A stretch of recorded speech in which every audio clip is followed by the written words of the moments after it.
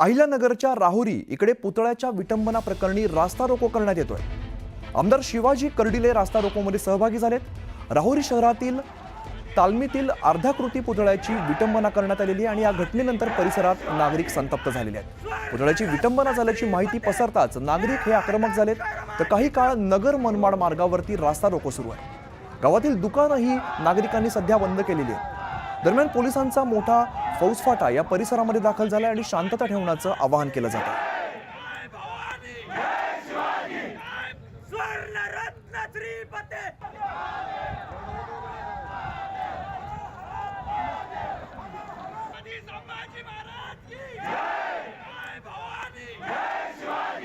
तर राहुरीमधले आपण सध्या दृश्य बघतोय। नगर मनमाड मार्ग जो आहे तो रोखून धरलेला, त्यामुळे वाहतूक कोंडी सुद्धा तितकीच मोठी आता बघायला मिळते। हरीश दिमोटे आमचे प्रतिनिधी अधिकची माहिती देत आहेत। हरीश, काय नेमकं प्रकरण आहे? पुतळ्याची विटंबना केल्याची बातमी पसरली आणि हा रास्ता रोको करण्यात येतोय। नक्कीच आपण जर बघितलं तर राहुरी शहरामध्ये बुवा सिंध बाबांचं मंदिर आहे, जिथे सर्वधर्मीय दर्शनासाठी जात असतात आणि त्याच बाजूला बुवा सिंध बाबा तालीम आहे, जी पुरातन तालीम आहे, ज्या ठिकाणी सगळे तरुण व्यायाम करायला जात असतात। या तालमीमध्ये महापुरुषाच्या पुतळ्याची विटंबना दुपारच्या वेळी झाल्याची जी माहिती आहे ती आपल्याला मिळते आणि महापुरुषाची विटंबना झाल्यानंतर कुठेतरी जे शिवप्रेमी आहे, शंभूप्रेमी आहे, हिंदुत्ववादी संघटनेचे कार्यकर्ते आहेत आणि राहुरीतले जे नागरिक आहेत ते संतप्त झालेले दिसत आहेत आणि त्यांनी राहुरी शहर कडकडीत बंद केलंय आणि नगर मनमाड महामार्ग जो आहे तो गेल्या 1 ते 1.5 तासापासून रोखून धरलेला आहे। आरोपी जो कोण आहे, जे कोण समाजकंटक आहे, त्याला जेरबंद केलं जावं अशा प्रकारची मागणी यांच्याकडनं केली जाते। आमदार शिवाजीराव कर्डिले असतील किंवा अरुण तनपुरे असतील, सगळे कार्यकर्ते देखील या रास्ता रोकोमध्ये सहभागी झालेले आहेत। हिंदुत्ववादी संघटनेचे सगळे कार्यकर्ते मोठ्या प्रमाणात त्या ठिकाणी घोषणाबाजी करतायत आणि आरोपीला अटक करावी अशा प्रकारची मागणी केली जाते। त्यामुळे कुठेतरी राहुरीतलं वातावरण जे आहे ते कुठेतरी तणावपूर्ण बनलेलं आहे।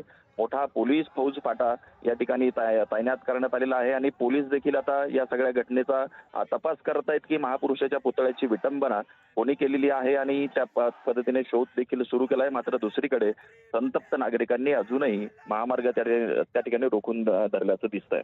निश्चित राहुरीकर चांगलेच आक्रमक झाल्याचं बघायला मिळते। हरीश, धन्यवाद या सगळ्या सविस्तर माहितीसाठी। पुढची मोठी बातमी समोर येते। अर्थसंकल्पीय अधिवेशनाचं सूप वाजलं। पावसाळी अधिवेशन 30 जूनला होणार आहे। मुंबईमध्ये पावसाळी अधिवेशन पार पडणार आहे। या क्षणाची महत्त्वाची बातमी आपण बघतोय। विधानसभेच्या अर्थसंकल्पीय अधिवेशनाचं सूप वाजलंय।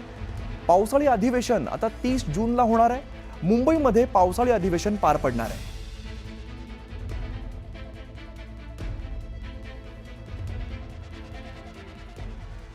पुढच्या बातमीकडे वळूया। कल्याण शिडी रोडवरती सकाळपासूनच वाहतूक कोंडी झालेली आहे आणि याचा फटका नागरिकांसह विद्यार्थ्यांना सुद्धा बसलेला आहे। विद्यार्थ्यांना रस्ता पार करण्यासाठी 2 तास लागल्यामुळे दुपारी शाळेत येणाऱ्या मुलांना चक्क सुट्टी द्यावी लागलेली आहे।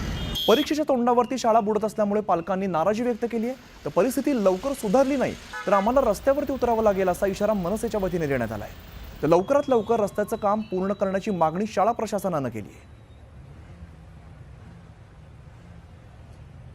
आता सध्याचा काळ हा परीक्षांचा काळ असल्यामुळे एकतर परीक्षेचं टेन्शन आहे आणि त्यात वेळेवर परीक्षेला जर नाही पोहोचलो तर त्याच्यामुळे जे काही मुलांवरती अजून दडपण येतं ह्या गोष्टी। त्यामुळे शक्यतो एप्रिल महिन्यामध्ये जर अशी कुठली कामं असतील तर ती आयदर पूर्ण कोऑर्डिनेशननी करण्यात यावीत। बरेच वेळेला जे बॅरिकेड्स वगैरे ह्या कामांसाठी उभे केले जातात हे पोलिसांना सुद्धा विश्वासात नाही, पर्टिक्युलर ट्रॅफिक पोलीस यांना सुद्धा विश्वासात न घेता केले जातात।